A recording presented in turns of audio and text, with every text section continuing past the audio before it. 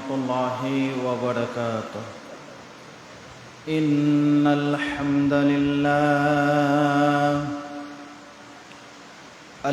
لله نحمده ونستغفره ونؤمن به ونتوكل عليه ونعوذ بالله من شرور أنفسنا ومن سيئات أعمالنا. من يهده الله فلا مضل له ومن يضلله فلا هادي له. وأشهد أن سيدنا وسندنا وحبيبنا وحبيب ربنا وطبيبنا وطبيب قلوبنا وآلانا ومولانا محمد الذي أرسله بالحق بشيرا ونذيرا وداعيا إلى الله بإذنه وسراجا منيرا. أما بعد فقد قال الله تعالى في كلامه المجيد وفي فرقانه الحميد.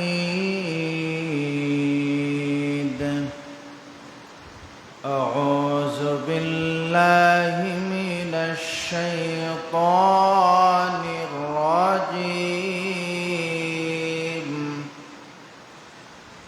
بسم الله الرحمن الرحيم. إن أول بيت وضع للناس للذي ببكة مباركا وهدى للعالمين.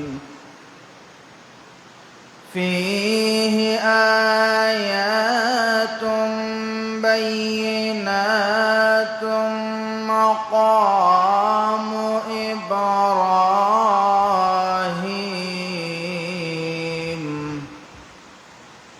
وما دخله كان آمنا. وقال تعالى وإذ جعلنا البيت مثابة للناس وأمنا واتخذوا من مقام إبراهيم مصلى. صدق الله العظيم. عن أبي هريرة رضي الله تعالى عنه قال سمعت رسول الله صلى الله عليه وسلم يقول من حج لله فلم يرفث ولم يفسق رجع كيوم ولدته أمه. وقال تعالى في شان حبيبه مخبرا وآمرا إن الله وملائكته يصلون على النبي يا أيها الذين آمنوا صلوا عليه وسلموا تسليما. محبت درود پڑھی اللهم صل على سيدنا مولانا محمد وعلى آل سيدنا مولانا محمد اللهم صل على سيدنا مولانا محمد وعلى آل سيدنا مولانا मेरे दिल में है याद मोहम्मद मेरे दिल में है मेरे होठों पे ज़िक्र मदीना मेरे होठों पे ज़िक्र मदीना मेरे दिल में है मेरे दिल में है या रसूल अल्लाह दर पर मुझे बुलाना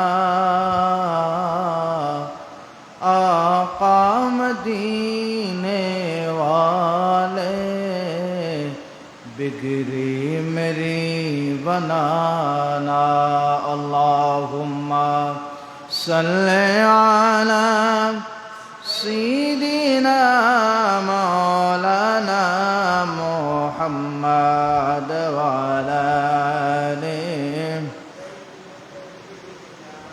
मौलाना একটু জিকির করি আল্লাহ আল্লাহ আল্লাহু লা ইলাহা ও আল্লাহ আল্লাহ আল্লাহু লা ইলাহা গুনাহগারের গুনাহ জরে দরুদ আপনার গুনাহগারের গুনাহ জরে দরুদ আপনার দয়া করে তরাইবেন দয়া করে তরাইবেন উম্মত গুনাহগার নবীজি আল্লাহ আল্লাহ আল্লাহু লা ইল্লাহু আল্লাহ আল্লাহ আল্লাহু লা ইলাহা মৌতের তুফান আসবে যখন নবী গয়া মরাদ মৌতের তুফান আসবে যখন নবী গয়া মরার দয়া করে দেখাইবেন দয়া করে দেখাইবেন চেহারায় আনোয়ার নবীজি আল্লাহ আল্লাহ আল্লাহু লা ইল্লাহু আল্লাহ আল্লাহ আল্লাহু লা لا إله إلا الله محمد رسول الله صلى الله عليه وسلم سبحانك لا علم لنا إلا ما علمتنا إنك أنت العليم الحكيم اللهم صل وسلم وبارك عليه উপস্থিত সম্মানিত মুসল্লিয়ানে কারাম মুরব্বিয়ানে আযম মহান আল্লাহ তাআলার দরবারে অসংখ্য অগণিত শুকরিয়া আদায় করে যে মহান রব্বে কারীম অত্যন্ত ভালোবেসে মহব্বত করে তার মসজিদের মধ্যে সমস্ত দুনিয়ামুখী মুসলমান ভাইদের বন্ধুদের থেকে পছন্দ করে আল্লাহ তাআলা আমাদেরকে এই মুহূর্তে তার জান্নাতের টুকরা মসজিদের মধ্যে আসার বসার তৌফিক দিয়েছেন। সেজন্য তার দরবারে হৃদয় উজাড় করে উচ্চ আওয়াজ দিয়ে কালিমাত শুকর সমবেত কণ্ঠে আমরা সকলে আদায় করছি আলহামদুলিল্লাহ। লক্ষ্য করি দরুদ ও সালাম জানাই আকায়ে নামদার তাজদারে মদিনা সৈয়দুল মুরসালিন খাতামুন নবীন শামসুদ দুহা বদরুদ্দোজা রাসূল আরবি ওয়াল আজামি নবীউস সাকালাইন নবী মুহাম্মদ রাসূলুল্লাহ সকলে পড়ে সাল্লাল্লাহু আলাইহি ওয়াসাল্লামের প্রতি। সম্মানিত হাজরিন, বর্তমানে আজকে হচ্ছে যুলকাদা অর্থাৎ জিলকদ মাসের দ্বিতীয় শুক্রবার।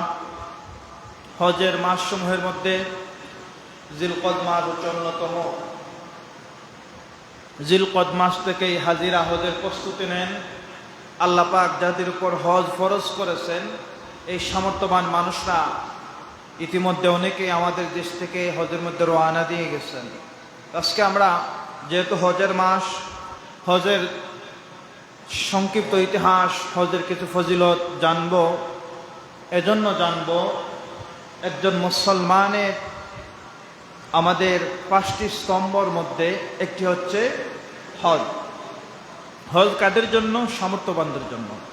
হজ কখন ফরজ হয়েছে, হজ কিভাবে আসলো, তার ইতিহাস আমরা অনেকেই জানি না। শুধু আমাদের উপর হজ ফরজ এটা আমরা জানি। আজকে আমরা সংক্ষিপ্তভাবে হজের কিছু ইতিহাস জানব। আল্লাহ তাআলা সর্বপ্রথম এই পৃথিবীর মধ্যে খানা কাবা হেরেম শরীফ নির্মাণ করেন। হেরেম শরীফ নির্মাণ করেন। হজের যে প্রচলন শুরু হয় সাইয়েদনা আল্লাহর পয়গম্বর আল্লাহর খলিল হযরত ইব্রাহিম আলাইহিস সালামের মাধ্যমে হজ বা কাবা ঘরের নির্মাণ হয়। এরপর থেকেই প্রচলন শুরু হয়। হযরত ইব্রাহিম আলাইহিস সালাম কাবা ঘর যে নির্মাণ করেছেন এটা আল্লাহ তাআলা পবিত্র কোরআনের সূরাতুল হজ্জের 26 এবং 27 নম্বর আয়াতের মাধ্যমে যে তহিন কণ্ঠে আমাদেরকে সেটা শিক্ষা দিয়েছেন। আল্লাহ তাআলা পবিত্র কোরআনের সূরাতুল হজ্জের 26 নম্বর আয়াতে ইরশাদ করেন, وَإِذْ بَوَّأْنَا لِإِبْرَاهِيمَ مَكَانَ الْبَيْتِ أَلَّا تُشْرِكْ شَيْئًا وَطَهِّرْ بَيْتِي لِلطَّائِفِينَ والعاكفين। এই আয়াতে কারিমা ইলা আখিরিল আয়া, এই আয়াতে কারিমা অনেক লম্বা আয়াতে কারিমা। এই আয়াতে কারিমার মধ্যে আল্লাহ তাআলা বলতেছেন ওয়াইজ, এই শব্দ দ্বারা আল্লাহ নবীকে আপনাদের নবীকে বলতেছেন আপনি স্মরণ করুন, আপনি মনে করুন। আল্লাহ নবীকে মনে করতে বলতেছেন। কোন কথা মনে করবেন, কোন ঘটনা মনে করবেন? আল্লাহ তাআলা পবিত্র কোরআনে যত জায়গায় কুল আপনি বলুন অর্থাৎ আপনি জানেন বলে দেন। আর এই আয়াতের মধ্যে ওয়াইজ আপনি স্মরণ করুন, আপনি মনে করুন। এর মানা বোঝা যায় যে আল্লাহ নবী জানেন, আল্লাহ নবীকে আল্লাহ পাক জানিয়ে দিচ্ছেন। কেননা আল্লাহ নবী নিজেই বলেছেন উতিতুল ইলমাল আউয়ালিন ওয়াল আখিরিন, আল্লাহ তাআলা আমাকে আউয়াল এবং আখিরের সমস্ত বিষয়ের জ্ঞান, সমস্ত বিষয়ের শিক্ষা আমাকে দিয়েছেন। তো এই আয়াতে কারিমার মধ্যে আল্লাহ তাআলা বলতেছেন ওয়াইজ বাওয়ানা লিইব্রাহিমা মাকানাল বাইতা আল্লা তুশরিক। আয়াতে কারিমার মধ্যে তার হাবিব নবী মুহাম্মদ রাসূলুল্লাহ বলতেছেন যে যখন আমি ইব্রাহিমের জন্য নির্ধারণ করে দিয়েছি সেই গৃহের স্থান অর্থাৎ খানা কাবা নির্মাণ করার জন্য, আল্লাহ পাক ইব্রাহিম আলাইহিস সালামকে বললেন যে খানা কাবা নির্মাণ করে। ইব্রাহিম আলাইহিস সালাম তিনার সন্তান হযরত ইসমাঈল আলাইহিস সালামকে নিয়ে আল্লাহর ঘর খানা কাবা নির্মাণ করতে শুরু করলেন। তখন কাবা ঘর নির্মাণ করার কথা বলছেন, এরপরে বলছেন আল্লাহ তুশরিক, আমার সাথে শিরিক করো না বা আমার সাথে কেউ যেন শরিক না করে। এর পরের অংশ বলতেছেন ওয়াতাহির বাইতি লিত-তাঈফিন ওয়াল আকিবিন ওয়াল কাইমিন। এই আয়াতের মধ্যে দুই তিনটা কথা আমরা যদি একটু গভীরভাবে চিন্তা করি, আল্লাহ তাআলা বলতেছেন, প্রথমে আল্লাহর গড় নির্মাণ করো, একটা আদেশ দিয়েছেন। 2 নম্বর আদেশ দিয়েছেন, কি বলছেন? ওয়াতাহির বাইতা লিত-তাইফিনা ওয়াল কাইমিনা ওয়ার রুকআইস সুজুদ। 2 নম্বর কথা বলতেছেন, আমার গৃহকে, আমার এই খানা কাবাকে, ওয়াতাহির বাইতা লিত-তাইফিনা, তোমরা পবিত্র করো, ভালো রাখো, পরিষ্কার করো, লিত-তাইফিনা, তাওয়াফকারীদের জন্য, ওয়াল কাইমিনা, আল্লাহর রাস্তায় যারা দণ্ডায়মান থাকবে, নামাজ পড়বে, আমার গুণকীর্তন করবে তাদের জন্য, ওয়ার রুকআইস সুজুদ, এবং যারা রুকু করবে, যারা সিজদা দিবে তাদের জন্য এই খানায়ে কাবাকে, মসজিদকে পবিত্র রাখো বলে সুবহানাল্লাহ। এখন এই আয়াতে কারিমা থেকে আমরা এমন একটা শিক্ষা নিতে পারি, আল্লাহর ঘর মসজিদ, ওয়াতাহির বাইতি, ওয়াতাহির বাইতে, তোমরা আমার এই ঘরকে প্রবেশ করো, আমার এই ঘরটাকে পবিত্র করো, আমার এই ঘরটাকে তাহির, তাহার মানে পবিত্রতা করা, তাহার মানে পরিষ্কার করা, ক্লিন করা। এখন মসজিদ পরিষ্কার করা নবীদের আদত। কাদের আদত?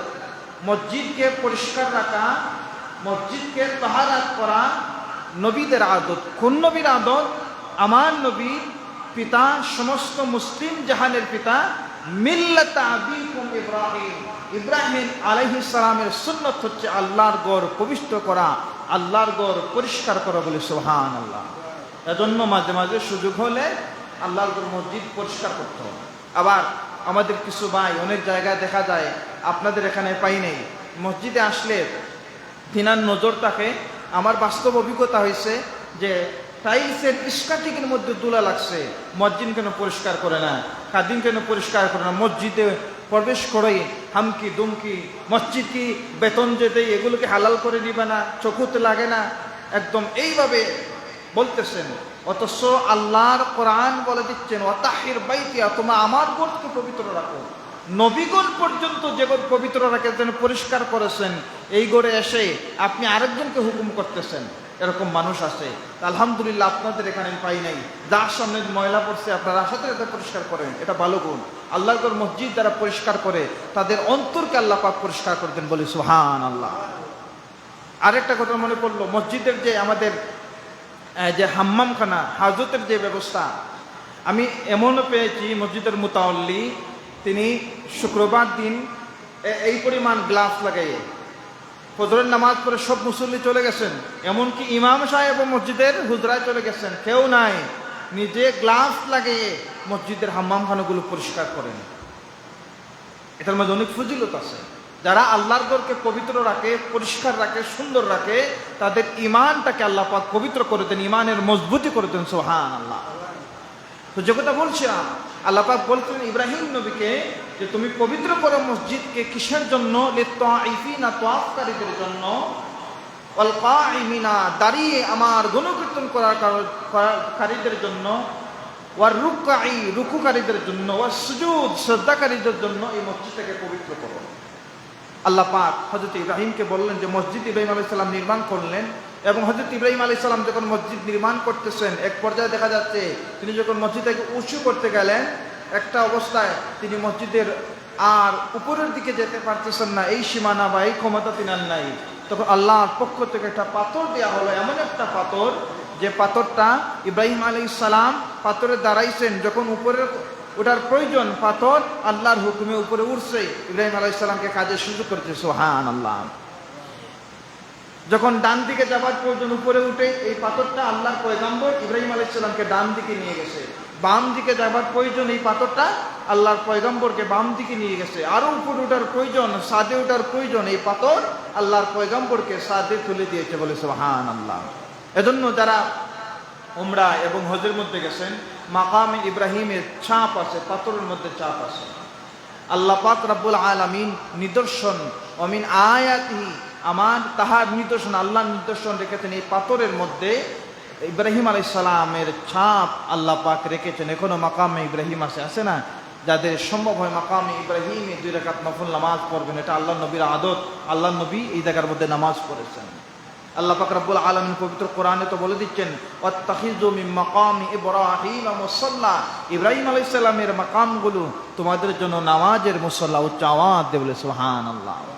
তো আল্লাহর কোরআনে বলছে যে মাকামে ইব্রাহিম হচ্ছে তোমাদের নামাজের মুসল্লা।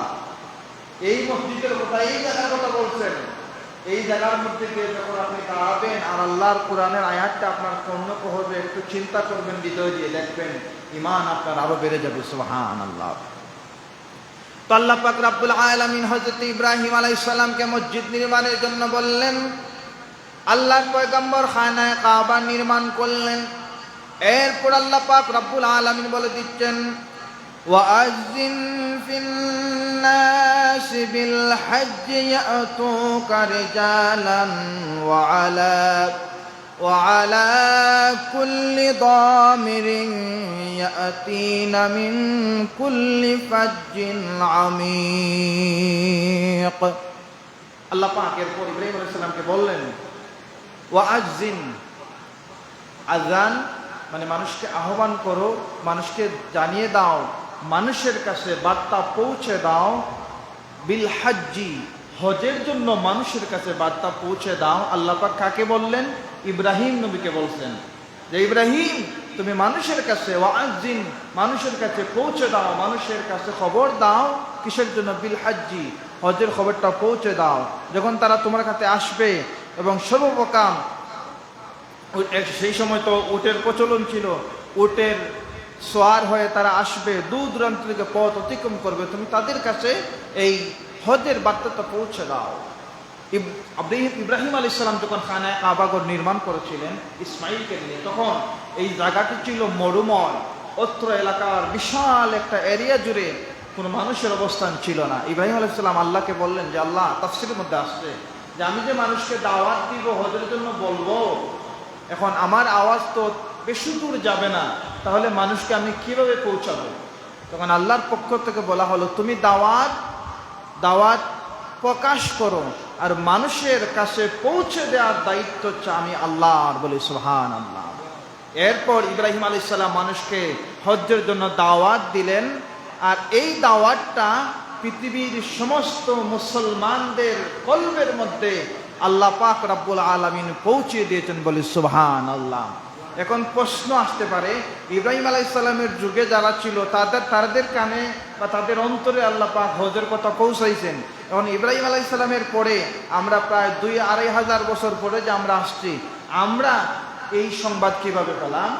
এটাও তাফসীরের মধ্যে সমাধান আসছে যে প্রত্যেকটা মানুষ যারা এখনো দুনিয়াতে আসে নাই, যারা রুহের জগতে ছিল, এই রুহের জগতে প্রত্যেকটা মানুষের রুহের মধ্যে আল্লাহ পাক পৌঁছে দিয়েছেন হজের বার্তা। আর যাদের রুহের মধ্যে হজের বার্তা পৌঁছাইছে, এই সমস্ত মানুষকে আল্লাহ পাক রব্বুল আলামিন তার ঘর খানায়ে কাবা জিয়ারতের জন্য, উমরার জন্য কবুল করেছেন। বলি সুবহানাল্লাহ। যারা ওই আহ্বান ইব্রাহিমের ওই যে আযানা, আল্লাহ পাক বলেছেন ওয়াআযিন ফিন-নাস, তুমি মানুষদেরকে হজের দাওয়াত দাও, আহ্বান করো। তো আমরা যারা রুহের জগতে ছিলাম, যাদের রুহের মধ্যে এই বার্তা পৌঁছেছে, আমরা যারা সাক্ষ্য দিয়েছি, আমরা যারা হজকে গ্রহণ করেছি, ওই সমস্ত মানুষকে আল্লাহ পাক হজে বাইতুল্লাহ জিয়ারত নসিব করেছেন, যারা গেছেন। আর এখনো যারা যেতে পারেন নাই, ভাগ্যে আছে, তারা যাবেন। বলি ইনশাআল্লাহ। তো আমরা মোটামুটি জানলাম যে হজের শুরু হয়েছে কিভাবে। আল্লাহ পাক রব্বুল আলামিন তার পয়গম্বর হযরত ইব্রাহিম আলাইহিস সালামকে এই খানায়ে কাবা নির্মাণ করার জন্য বললেন। নির্মাণ করার পর মানুষের কাছে বার্তা পৌঁছে দিলেন আল্লাহ পাক রব্বুল আলামিন। পৌঁছে দেওয়ার পর মানুষের উপর হজ ফরজ হয়ে গেল। আল্লাহ পাক তার পবিত্র কালামের মধ্যে আমাদের জন্য ইরশাদ করেন, ইন্না আউওয়ালা বাইতিন উদিআ লিন-নাসি লাল্লাযী বিবাক্কাতা মুবারাকান ওয়া হুদাল লিল আলামিন। নিঃসন্দেহে সমস্ত মানব জাতির জন্য ইবাদতের নিমিত্ত সর্বপ্রথম ইন্না আউওয়ালা বাইতিন, প্রথম যে গড় নির্মাণ করা হয়েছিল তা হচ্ছে মক্কা নগরীতে।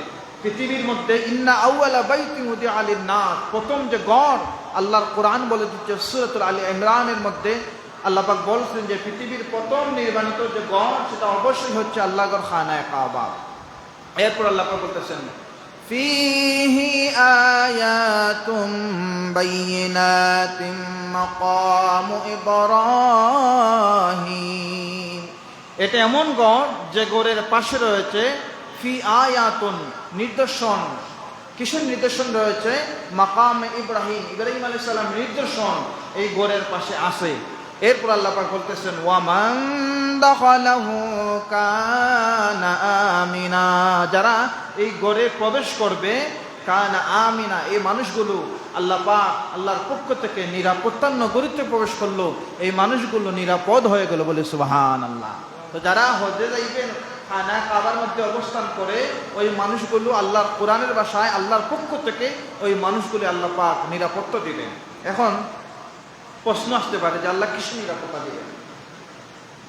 মুফাসসির কেরামরা ব্যাখ্যা করেন ওই নিরাপত্তা পাবে এই মানুষগুলো সমস্ত পাপাচার থেকে, সমস্ত অনাচার থেকে, সমস্ত দুনিয়াবি চিন্তার গুনাহের কাছ থেকে মুক্ত থাকবে। এমন নিরাপত্তায় থাকবে সে আল্লাহর জিম্মায় থাকবে, আল্লাহর গোলামির মুক্ত থাকবে, যে আল্লাহর প্রেমে মানুষ মশগুল থাকবে। এজন্য যারা খানা কাবার মধ্যে গেছেন তাদের বক্তব্য হলো এই জায়গার মধ্যে গেলে দুনিয়ার কিছু আর মনে পড়ে না। সুতরাং আল্লাহর কোরআনের আয়াত আর বাস্তবতা একদম মিল।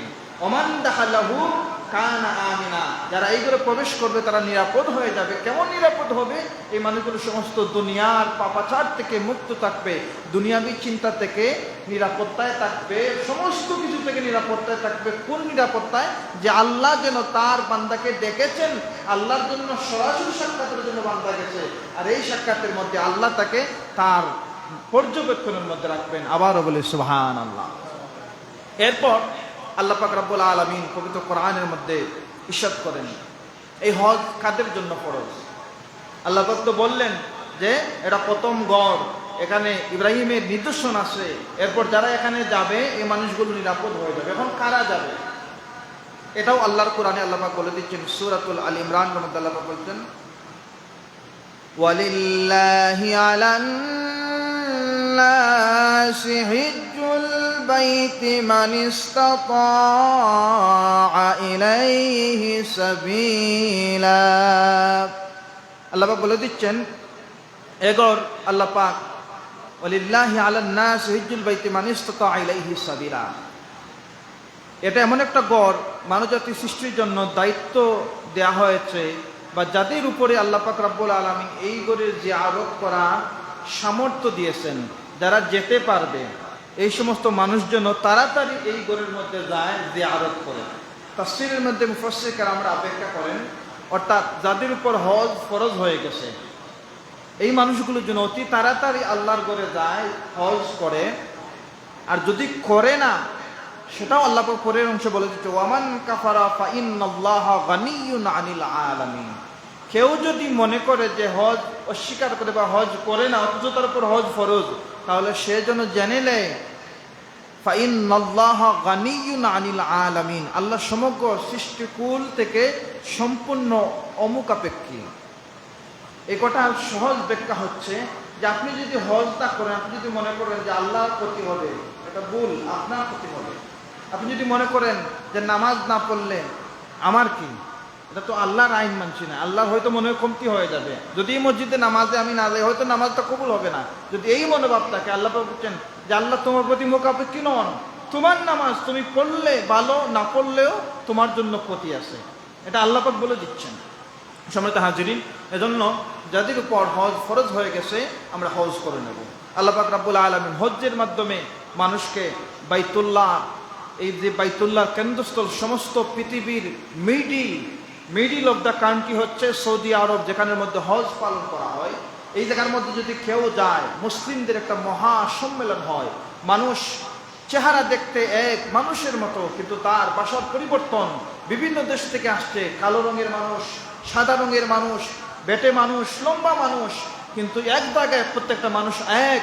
মানুষ যখন লাব্বাইক আল্লাহুম্মা লাব্বাইক লা শারীকা লাকা লাব্বাইক ইন্নাল হামদা ওয়ান নি'মাতা লাকা ওয়াল মুলক লা শারীকা লাকা লাব্বাইক, এই জায়গার মধ্যে যখন কালিমাগুলো পড়ে, লাল মানুষের কালিমা পড়ে, সাদা মানুষ এই কালিমা পড়ে, বেটে মানুষ, লম্বা মানুষ, প্রত্যেকের জবান থেকে একটা কালিমা উচ্চারিত হয়, অর্থাৎ সমস্ত মুসলমানদের একটা মহামিলন হয়। আল্লাহর কোরআন বলে দিচ্ছে ওয়াইয জাআলনাল বাইতা মাসাবাতাল লিন্নাসি ওয়া আমনা واتخذوا من مقام إبراهيم مصلى আল্লাহ পাক বলছেন যে কি আমি মানুষের জন্য সমস্ত পৃথিবীর মানুষদের জন্য এই সম্মেলন স্থলকে এমনভাবে সম্মেলন করলাম যে জায়গার মধ্যে মানুষ যাবে মাকামে ইব্রাহিম দেখবে, আর ওই জায়গার মধ্যে মানুষের জন্য আমি মুসল্লা বানিয়ে দিলাম বলে সুবহানাল্লাহ।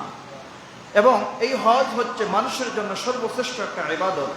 হযরত আবু হুরায়রা রাদিয়াল্লাহু তাআলা হাদিস, হযরত আবু হুরায়রা বলতেছেন, কি বললেন যে আল্লাহ নবীকে একজন প্রশ্ন করলো, আইয়ুল আমালি আফদালুন, যে ইসলামের মধ্যে সর্বোত্তম আমল কি, ইবাদত কি?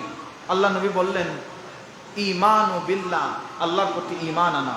এরপর ওই মানুষটা বলল, ক্বালা সুম্মা মাযা, এরপরে ইসলামের মধ্যে ভালো আমল কি?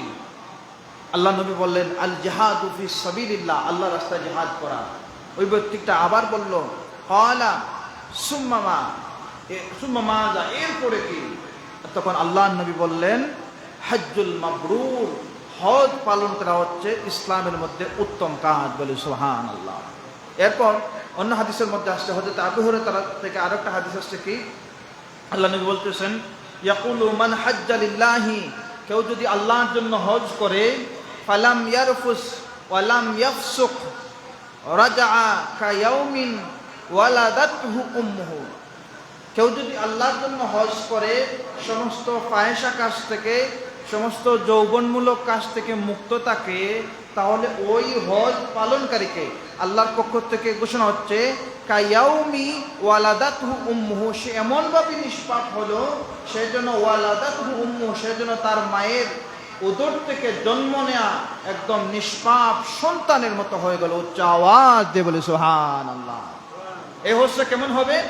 ফালাম ইয়ারফুস ওয়ালাম ইয়াফসুক, সমস্ত ফিতনা থেকে, সমস্ত গুনাহের কাছ থেকে মুক্ত থাকবে এবং সমস্ত যৌন আকাঙ্ক্ষা থেকে মুক্ত থেকে একমাত্র আল্লাহকে খুশি করার জন্য যারা হজ করবে, এই মানুষের হজ কবুল এমনভাবে হবে সে নিষ্পাপ সন্তানের মতো হয়ে যাবে। সুবহানাল্লাহ।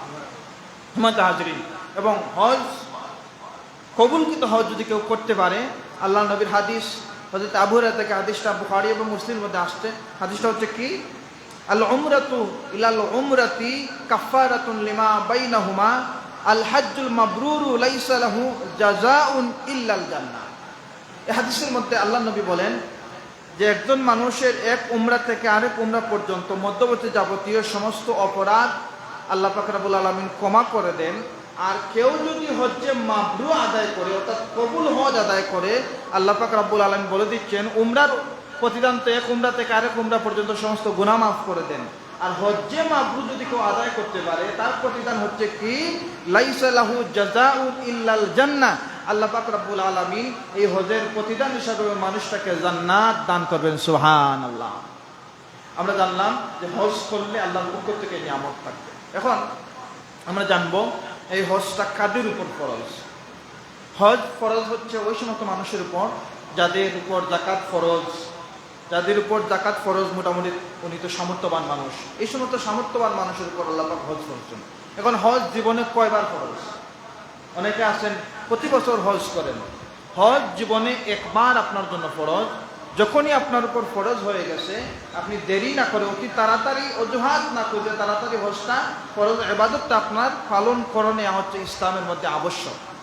এখন এই ক্ষেত্রে আমাদের বিশেষ করে এশিয়া মানুষগুলোর কাছে একটা, আমাদের দেশের পরিবেশের কথা বলি, যাদের উপর হজ ফরজ হয়, আমরা চিন্তা করি যদি আমার বয়স 60-এর কোটায় বা 50-এর উপরে যায়, এরপর হজের চিন্তা করে।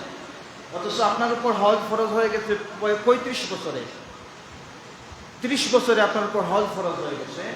আপনার জন্য আবশ্যক হচ্ছে এই 30-এর কোটায় আপনি হজটা পালন করেন। যদি মারাত্মক কোনো অসুবিধা না থাকে, মারাত্মক কোনো প্রতিবন্ধকতা না থাকে, তাহলে আপনার 30 বয়সেই হজটা পালন করে নেওয়া উত্তম। কেননা বয়স যখন আপনার বৃদ্ধি হবে, হজের মধ্যে গেলে অনেক মানুষ, এই যে আল্লাহর কোরআন ওয়াইজ জাআলনাল বাইতা মাসাবাতাল লিন-নাস, অনেক মানুষের সম্মেলন হবে, কেউ আরবি, কেউ আজনবি, কেউ ইউরোপিয়ান, কেউ সোমালিয়ান, কেউ আফ্রিকান, বিভিন্ন দেশের মানুষের ক্যাটাগরি বিভিন্নভাবে থাকে।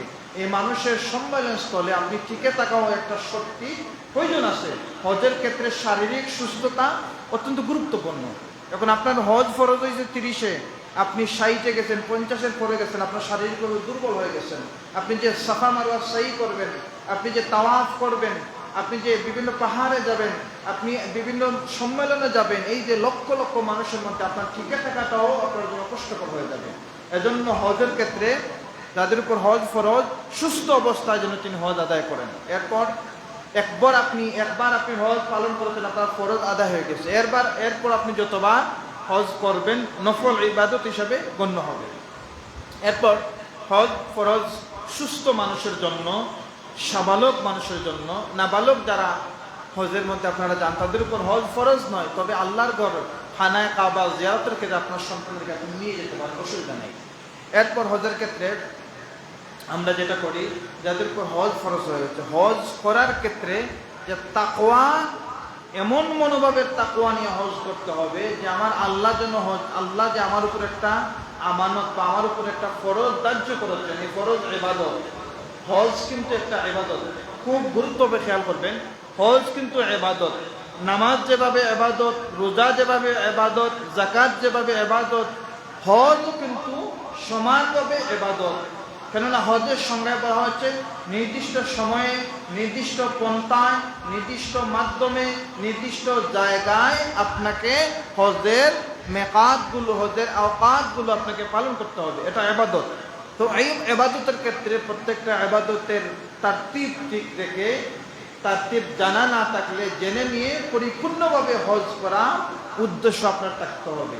অনেকেই হজের মধ্যে যান কিন্তু হজের উসুল সম্পর্কে জানেন না, হজের উসুল সম্পর্কে ধারণা নাই, কোন জায়গার মধ্যে কি করতে হবে ধারণা নাই। না নিয়ে মুআল্লিম থেকে দেখা যায় অনেকে পরিপূর্ণ মুআল্লিম থেকে জানারও সুযোগ হয় না। অনেক মসজিদ, অনেক মানুষ থাকেন, অনেক লং জার্নি, বিশেষ করে আমাদের থেকে যদি যায় তাহলে অনেক সময় একটা জার্নি, মানুষের মধ্যে ক্লান্তি থাকে, তো এই সময়টাতে হয় না।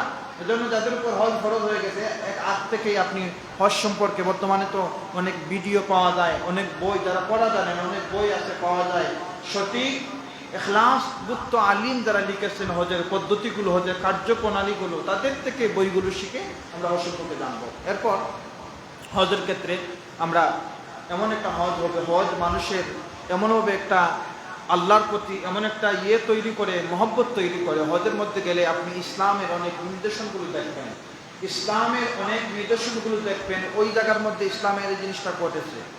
বাস্তব ইসলাম যদি আপনার ভিতরে আসতে হয়, হজের মধ্যে গেলে আপনি যখন উহুদ পাহাড়ে যাবেন, আপনি যখন আল্লাহ নবীর বিভিন্ন মাকাতগুলোতে যাবেন, মাকামগুলোতে যাবেন, আপনার ভিতরে ইসলামের যে বাস্তবিক, যে প্র্যাকটিক্যাল যে ইসলামের যে মহব্বত আপনার ভিতরে অটোমেটিকলি চলে আসবে। তখন আপনার থেকে ইসলামের খারাপ কাজগুলো আর হবে না। এজন্য যাদের উপর হজ ফরজ হয়ে গেছে, আপনার হজ পালন করব। এরপর হজের ক্ষেত্রে আপনারা এই যে সাফা মারওয়া যে সাই করি আমরা, ইসলাম হজ মানুষের তাকওয়া এবং আল্লাহর প্রতি বান্দার মহব্বতের সম্পর্কের জন্য। সাফা মারওয়া যে সাই চক্কর দিয়েছেন, 7 চক্কর দিয়েছেন হযরত হাজরা আলাইহিস সালাতু ওয়াস সালাম। এটা ইতিহাস যদি আপনারা জানেন, সাফা মারওয়া তিনি 7 চক্কর দিয়েছেন। এই 7 চক্কর কোথা থেকে আসলো? হযরত হাজরা আলাইহিস সালাম যখন এই মরুভূমির মধ্যে ইব্রাহিম আলাইহিস সালামকে আল্লাহর পক্ষ থেকে পরীক্ষা দেয়া হলো, এই পরীক্ষার মধ্যে শুরু করলেন, প্রথমেই খাবার পানি শেষ হয়ে গেছে। ইব্রাহিম আলাইহিস সালামের সন্তান ইসমাইল আলাইহিস সালাম পানির জন্য হাহাকার করতেছেন। হাজরা আলাইহিস সালামের স্তন থেকে দুধ শুকিয়ে গেছে। এই অবস্থায় করুণ বেফানার মধ্যে পড়ে গেছেন, কোথায় যাবেন, কি করবেন? এই মরুময় বালুকাময় পরিবেশের মধ্যে তিনি দৌড়াইতেছেন। 1 চক্কর, 2 চক্কর, 7 চক্কর যখন দিছেন, 7 নম্বর চক্কর পর যখন দেখতেছেন যে তিনার সন্তান যেখানের মধ্যে বসে আছেন ইসমাইল আলাইহিস সালাম, ওই জায়গার মধ্যে কোনো বর্ণনার মধ্যে সিরাত থেকে বা ইসলামের ইতিহাস থেকে জানা যায় যে সেই সময়কার কিছু পাখিগুলো যেন তিনাকে বেষ্টন করতেছে, পানি খাচ্ছে। আর অনেক বর্ণনা পাওয়া যায় এইখানের মধ্যে যে পানি হযরত ইসমাইল আলাইহিস সালামের পায়ের গোড়ালি দিয়ে মাটিতে আঘাত করতেছেন বা মাটিতে ধাক্কা দিচ্ছেন, এর থেকে পানি যে উৎপন্ন হচ্ছে, পানির একটা আকাশের যে সূর্যের তাপ পানির মধ্যে যখন পড়তেছে, একটু জিলজিল করতেছে। হাজরা আলাইহিস সালাম এই পরিবেশ দেখে তাড়াতাড়ি সন্তানের কাছে আসলেন আর খুশিতে আত্মহারা হয়ে গেলেন। তিনি কি করলেন, বালি দিয়ে পানিগুলোকে বেষ্টন করে রাখার জন্য বালি দিয়ে বাঁধ দিলেন আর বলতেছেন, জম জম তুমি আবদ্ধ হয়ে যাও। জম, এটা জমজম আল্লাহর কাছে এত পছন্দনীয় হলো, শেষ পর্যন্ত জমজম নামে এই কূপটাকে কিয়ামত পর্যন্ত আল্লাহ পাক রব্বুল আলামিন আমাদের জন্য, এই মুসলিম মিল্লাতের জন্য, পৃথিবীবাসীদের জন্য নির্দেশন হিসাবে রাখলেন। সুবহানাল্লাহ। এখন জমজম, যে জমজম, এটা হচ্ছে সুরিয়ানি ভাষার একটা শব্দ। সুরিয়ানি ভাষার হযরতে ইব্রাহিম আলাইহিস সালাম যেই প্রদেশের মধ্যে ছিলেন, এটা সুরিয়ানি ভাষার অন্তর্ভুক্ত ছিল। তো সুরিয়ানি ভাষায় হাজরা আলাইহিস সালাম বলেন, জম জম তুমি আবদ্ধ হও, তুমি তাকো, এই পানি এই জায়গা থেকে তুমি বের হয়ে যাও না, আমার সন্তানের জন্য বা আমার জন্য তুমি এখানে মধ্যে আবদ্ধ থাকো। তো এই জমজম, এই থেকে জমজম আসলো, এই থেকে সাফা মারওয়া যে পথ মানুষের সাহায্য করে যে পদক্ষিণ, এটা শুরু হলো। এটাই হচ্ছে আমাদের ইসলামের ইতিহাস। বাস্তব ইসলাম, হুজুররা এতদিন পর্যন্ত যে ইসলামের দাওয়াত আমাদেরকে দিয়েছেন, আমরা যখন হজের মধ্যে যাব, বাস্তব ইসলাম আমরা দেখব, বাস্তব ইসলামের নিদর্শনগুলো যখন দেখবো, তখন ইসলামের প্রতি আপনার আকর্ষণটা আরো বেড়ে উঠবে। এজন্য যাদের উপর আপনার হজ ফরজ হয়ে গেছে, আমরা হজ পালন করে নেব। এবং হজের ক্ষেত্রে করণীয় হচ্ছে, হজ থেকে আসার পর আপনার আচরণের মধ্যে, অনেকে হজ করেন না এই বয়ে, কোন বয় থাকে যে আমি হজ করার পরে সে আর মিথ্যা কথা বলতে পারবো না, হজ করার পর এসে আর এই 2 নম্বরই করতে পারবো না, এজন্য 2 নম্বরই আগে করি, এরপর হজ করে বাদ দিয়ে দেবো। তো আপনার ভিতরে এই বই আছে যে হজ করলে ভালো হয়ে চলতে হবে, তাহলে হজের এই প্রতিবন্ধকতা, হজের এই মাধ্যমটাকে আপনি যত সম্ভব তাড়াতাড়ি হজ করুন, আর রাজাউতু ইলাল্লাহ, আল্লাহর দিকে, বাল্যপ্রতের দিকে আপনি ফিরে আসুন। কিন্তু না, আপনি চিন্তা করেন আগে যা করার দুনিয়াবি করে নেই, যখন দুনিয়াবি করার শক্তি শেষ, তখন আমরা হজের মধ্যে যাই। এজন্য দেখা যায় অনেক সামর্থ্যবান মানুষ হজ ফরজ রেখেই তিনি ইন্তেকাল করেছেন। এজন্য এই চিন্তা বাদ দিতে হবে। এরপর অনেকেই মনে করেন যে ঘরে উপযুক্ত মেয়ে সন্তান বিবাহের জন্য উপযুক্ত, তাকে বিবাহ না দিয়ে যদি হজে যায়, হজ কবুল হবে না। আসলে ইসলামে এরকম কোনো শর্ত নাই। ইসলামে হজের ক্ষেত্রে, হজের ফরজের ক্ষেত্রে এমন কোনো শর্ত আমরা পাই নাই, বা পৃথিবীর কোনো ওলামায়ে কেরাম বলে নাই।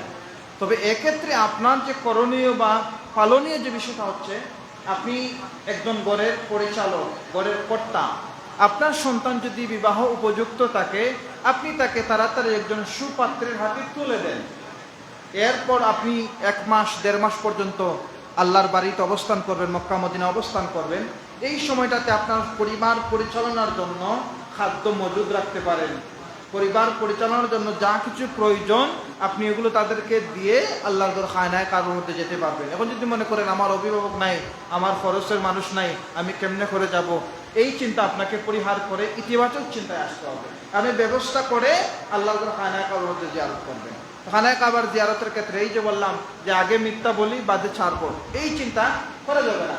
এই চিন্তা ইসলাম আমাদেরকে শিক্ষা দেয় নাই। ইসলাম আমাদেরকে সত্যের বাণী দিয়েছে, ইসলাম আমাদেরকে শান্তির কথা দিয়েছে। ইসলাম, এই যে আপনি হজের মৌসুমে গেলেন, বিভিন্ন দেশে বিভিন্ন ভাষার মানুষের সাথে আপনার সাক্ষাৎ হলো, কিন্তু কেউ কাউকে আঘাত করে কথা বলে না, কেউ কারোর সাথে রাগ প্রকাশ করে না। কেন? আমরা এসেছি একটাই উদ্দেশ্য, প্রত্যেকের রব আল্লাহ, প্রত্যেকে আমরা আল্লাহর সন্তুষ্টির জন্য, আল্লাহকে খুশি করার জন্য, আল্লাহ রেজামন্দি হাসিলের জন্য আমরা হজে আসছি। এজন্য কেউ কারোর সাথে ঝগড়া করে না, গায়ে গা লেগে গেছে, পায়ে পা লেগে গেছে, ধাক্কা লেগে গেছে, কেউ কিছু বলে না, আপনি আমাকে ধাক্কা দিচ্ছেন। এমনকি হজের ক্ষেত্রে মশা মাছি পর্যন্ত মারা নিষেধ। এখন বুঝেন কেমন মনোভাব নিয়ে আপনাকে যেতে হবে, মনটাকে একদম নরম করে আল্লাহর খায়না কাবার মধ্যে যেতে হবে। হজের মধ্যে গিয়েও অনেকে ক্ষমতা, অনেক সময় দেখা যায় যারা হজের এজেন্সিগুলো মানুষকে নিয়ে যায়, সেই জায়গার মধ্যে গিয়ে উপস্থিত সময় কিছু সমস্যা তৈরি হয়ে যায়। এই ক্ষেত্রে অনেক মানুষ এমন বলেছে, খারাপ গালিগালাজ করতেছে, খারাপভাবে আচরণ করতেছে, উগ্র মেজাজ দেখাচ্ছে, এই দেশে আমার এই আছে সেই আছে, আসো দেশে তোমাকে দেখে নেবো, এই যে মনোভাব, হজের মধ্যে গিয়ে এটা করা যাবে না। এই জায়গার মধ্যে আপনি তাকওয়ার পরিচয় দিতে হবে, ধৈর্যের পরিচয় দিতে হবে। সেই জন্য যাদের উপর আল্লাহ পাক আমাদের হজ ফরজ করেছেন, আমরা যেন তাড়াতাড়ি হজ পালন করে নেই। আর যাদের উপর হজ ফরজ হয় নাই, আমরা এখন হজ করতে পারি নাই, উমরায় যেতে পারি নাই, আল্লাহ পাক যেন আমাদেরকে তার বাড়িতে যাবার তাড়াতাড়ি তৌফিক দিন, সকলে বলি আমিন। প্রথমে যে কথা বলছিলাম, আল্লাহ পাক রব্বুল আলামিন তার পয়গম্বর হযরত ইব্রাহিম আলাইহিস সালামকে বলেছেন, খানায়ে কাবা নির্মাণ করে ওয়াজ্জিন, তুমি মানুষদেরকে কি করো, দাওয়াত দাও। কিসের দাওয়াত দাও? ফিল হাজ্জি, হজের দাওয়াত দাও। তো ইব্রাহিম আলাইহিস সালাম যে হজের আহ্বান করেছিলেন, প্রত্যেকটা মানুষের অন্তরে পৌঁছেছে, যারা জবাব দিয়েছে, যারা গ্রহণ করেছে, তারাই খানা কাবার মধ্যে যাবে। তো আল্লাহ পাক রব্বুল আলামিন যেন আমাদেরকে ওই হজ এবং উমরাকারীদের অন্তর্ভুক্ত করেন, সকলে বলে আমিন। ওয়া আখির দাওয়ানা আলহামদুলিল্লাহি রাব্বিল আলামিন। বালাগাল উলা বিকামালিহি কাশাফাত তুজা বিজামালিহি হাসানাত জামিউ খিসালিহি সাল্লু আলাইহি ওয়া আলিহি। আস্তাগফিরুল্লাহ ইন্নাল্লাহা গফুরুর রহিম। আস্তাগফিরুল্লাহ রাব্বি মিন কুল্লি যামবি ওয়া আতুবু ইলাইহি। লা হাওলা ওয়ালা কুওয়াতা ইল্লা বিল্লাহিল আলিয়্যিল আযীম। লা ইলাহা ইল্লাল্লাহ মুহাম্মাদুর রাসূলুল্লাহ। আল্লাহুম্মা আমিন। আলহামদুলিল্লাহি রাব্বিল আলামিন ওয়াল আকিবাতু লিল মুত্তাকিন ওয়াস সালাতু ওয়াস সালামু আলা রাসূলিহিল কারীম ওয়া আলা আলিহি ওয়া আসহাবিহি আজমাইন। সুবহানাকা লা ইলমা লানা ইল্লা মা আল্লামতানা ইন্নাকা আনতাল আলিমুল হাকীম। রব্বানা ফাগফির লানা যুনুবানা ওয়া কাফির আন্না সাইয়্যাতিনা ওয়া তাওফানা মা'আল আবরার। ইয়া নাফসি লা তাকনাতু মিন যাল্লাতিন আযুমাত ইন্নাল কাবাইরা ফিল গুফরানি কাল্লামামি। ফাগফির লি শিদিহা ওয়াগফির লি কারিহা সাতুকাল খায়রু ইয়া যাল জুদি ওয়াল কারামি। गुनाहगार हम गुनाहगार, या रब मेरे दुआ कबूल करना सैयदुल कौनैन का वास्ते। रब्बुल आलमीन इकराम हाकिमिन আল্লাহ তাআলা, হৃদয়ের গভীর থেকে তোমার কাছে দোয়া করি মনি, আমাদের প্রত্যেকের জীবনের तमाम গুনাহগুলি মাফ করে দাও। আল্লাহ জেনে না জেনে, বুঝে না বুঝে রাতের অন্ধকারে বন্ধুর পাল্লায় পড়ে শয়তানের দোকায় পড়ে সগীরা কবিরা যত গুনাহ করেছে, আল্লাহ এই হজ্জের মৌসুমের উসিলায়, জমাবার দিনের উসিলায় আমাদের জীবনের तमाम গুনাহগুলি মাফ করে দাও। আল্লাহ তাআলা আমাদের কলিজার টুকরা মা বাবা যারা অন্ধকার কবরে চলে গেছেন, তাদের কবরগুলো জান্নাতের বাগান বানিয়ে দাও। রব্বির হামহুমা কামা রব্বায়ানি সগীরা। যাদের মা বাবা হায়াতে বাকি আছে না, আল্লাহ আমাদের মাতার ছায়া হিসেবে জমিনে দীর্ঘদিন বাকি রাখিও। আয় আল্লাহ আমাদের বংশের, মায়ের বংশের, বাবার বংশের, ভাই বেরাদর, বন্ধু বান্ধব, আত্মীয় স্বজন যারা অন্ধকার কবরে চলে গেছেন, প্রত্যেকের কবরগুলো জান্নাতের বাগান বানিয়ে দাও।